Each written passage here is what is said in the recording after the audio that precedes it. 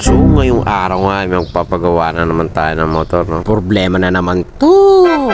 Walang tumulong langis.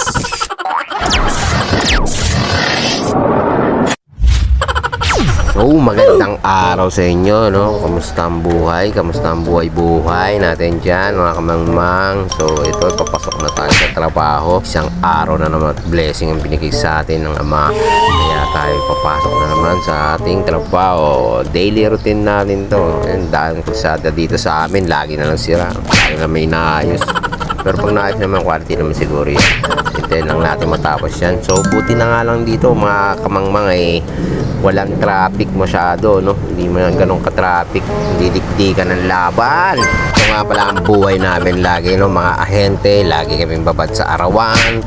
Amoy araw na kami, amoy punyemas, pag-uwi sabay, amoy ano na kami, hindi na maintindihan ng amoy. Tapos yung mga ano namin, lagi namin sinasalubong yung mga ulan dito, araw, yan, mga pollution, grabe.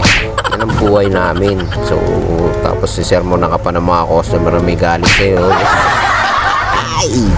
Pero mga tropa natin ang mga customer natin, kaya hindi tayo ganun sa iba kahit yung tungo ito. So ngayon malapit na tayo sa office. Sa mga nagtatanong pala, ang office namin dito lang yan sa may Olivares, no? Sa likod ng school, no? Dito yan sa may Olivares compound. Dito makikita nyo pagpasok dito, puro warehouse po yun dito. At dito nyo pala matatagpuan ang pinakamagandang lalaking driver. Ayan, ang pogi mo, yan ang aking driver. Kuya mo, napasipag niyan.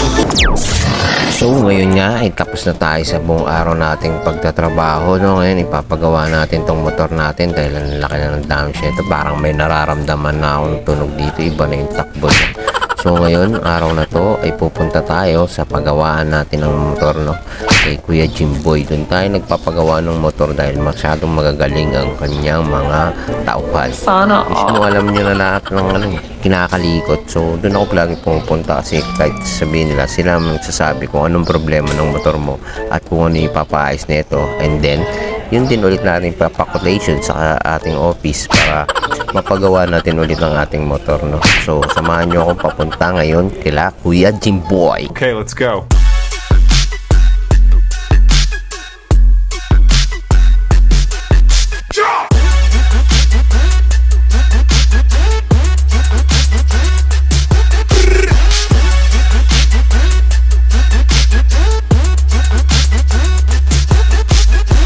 So, nandito na nga tayo at nakarating dito sa shop nila Kuya Jimboy, no? At dito natin ipapaayos ang ating motor, no? So, tara, let's go, panoorin natin to at ipapakilala ko sa inyo si Kuya Jimboy at ang shop niya. Ito ang shop ni Kuya Jimboy, Motorcycle Nice! and Service.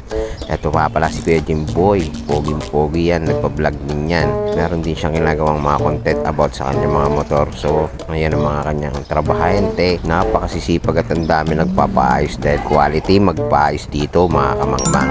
So, ano pa hinihintay nyo? Kung may sira yung mga motor nyo at gusto nyo ipacheck, dito nyo na dalhin sa kanyang shop. So, eto nga pala at ayusan nyo ni Kuya. Wow! Aking motor. Titingnan niya muna kung ano, magpapa-change oil ako dito. At ito na nga, nagpa-change oil lang ako dito, mga kamangmang. At walang tumulo na naman. Halos isang buwan lang ako nagpa-change oil pero wala na naman tumulo. So may sira na daw yung ano ko, kaya kailangan daw palitan. Ayan, no, kitang-kita nyo, wala talagang tumulo. Kakaparanggot. At dito pinatira ko rin yung panggilid, no?